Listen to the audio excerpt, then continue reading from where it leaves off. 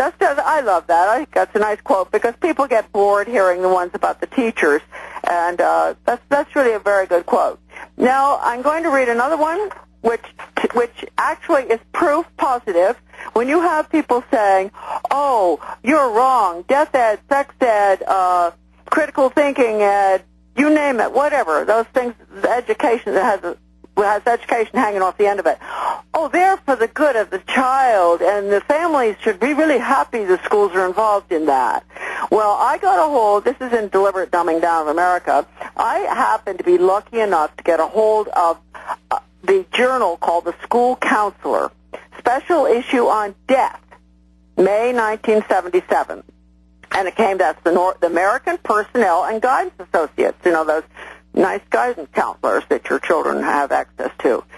Quote, listen to this. The last goal is to help students, this is on death education, is to help students clarify their values on social and ethical issues.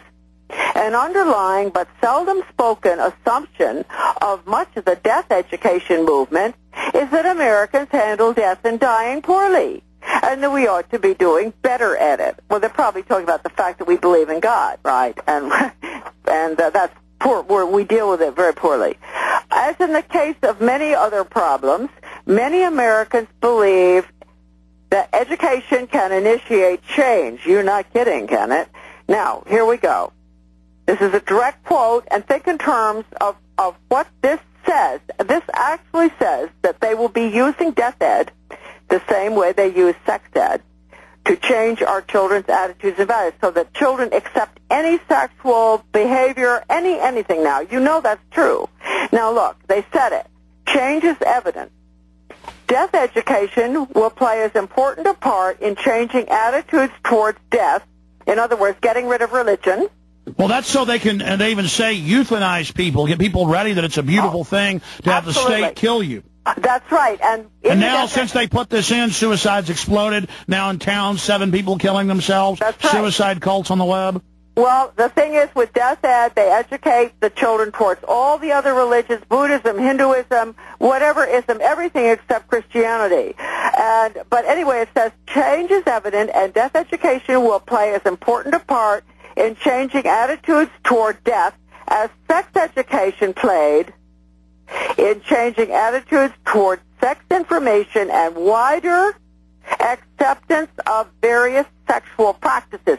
Now, look, if that doesn't tell you that they have deliberately, that's why I love the word deliberate in the title of my book, they have deliberately gone after your children's morals and values and your family. Now, again, it's not just that they're perverts. That's not the real reason. If you actually read the eugenicists who started the social working in England, then in Germany, then in the U.S. as it migrated, they say that by having people be promiscuous, lots of partners, getting people used to abortions and birth control, it's meant to reduce the size of the family, thus to also attack it and break it down, just like the Soviets did.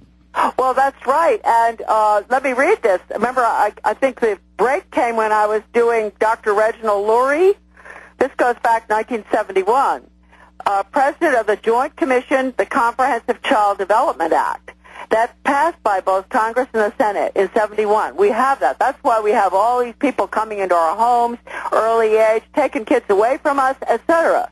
Now, he said, quote, he's president of the Joint Commission.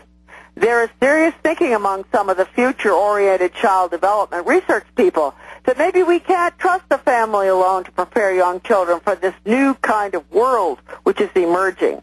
The Soviets have long recognized the shortcomings of the family.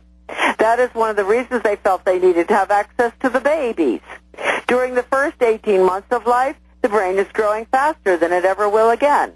It is then also more plastic and most available for appropriate experience and corrective intervention. And that's why they openly say in Europe and here that they want to get people on welfare so they get the children, and now they're offering even middle-class people, oh, let us take care of your baby. Let us pay the kids to stay late till 8 o'clock at night. I mean, this is the total takeover. Well, absolutely, and it is. And I'd like to point out that in the U.S. Department of Education, I was there for not terribly long, 2 years, not quite, and that Department of Education is a Marxist factory, and Thank God for Ron Paul. He's the only one that it constantly is talking about bringing it down. If that was all he recommended, folks, he should be president for that, because the future of our country depends on how our children have been educated as little individuals for upward mobility, having an understanding of the world, not trained like rats to go along with the New World Order. Now, Charlotte, I like to go back to the start because I've read all these quotes, and you're the grand expert on this. But I remember reading the National Association of Banks in right around 1900. I'm going from memory. I remember reading the National Association of Psychiatrists in the 40s, where they said Americans are the smartest, they read the best, all the inventions are from here. We've got to, they even use words like dumb them down, lower their horizons, constrict them. Right. Teach them to be cogs in the planned society. The middle class is going to compete with the social planners. They're upstarts. We've got to dumb them down, use chemicals, whatever we have to control them. They openly said they were going to do this just by making education boring and not making sense. They do it, and they took us from the highest test scores way down. And I'm going from memory, but on that National Banking Association document about how we got to take over education and stop them from reading. I mean, now they can claim it's for all these reasons, and you're 4 or 5 generations into cult-like teachers and social workers. A lot of them are good. A lot of them don't see the big picture. Even if they are good, they can't fight back much in the system. But we have their own words where they admit this was about taking control of society and dumbing down. Oh, absolutely. And, for those who really want a good document to show to people who say, oh, well, things aren't so bad, the schools aren't so bad. At American Deception, there's an entry, and it doesn't take much. It's about 8 pages. And go in there, folks, and just type into the search engine up there, Hignite, Hignite. And you are going to see there a test on the Constitution that is about 12 pages long. This Kenny Hignite, someone at a conference in California gave this to me, gave me the actual test with Kenny Hignite's handwriting on it.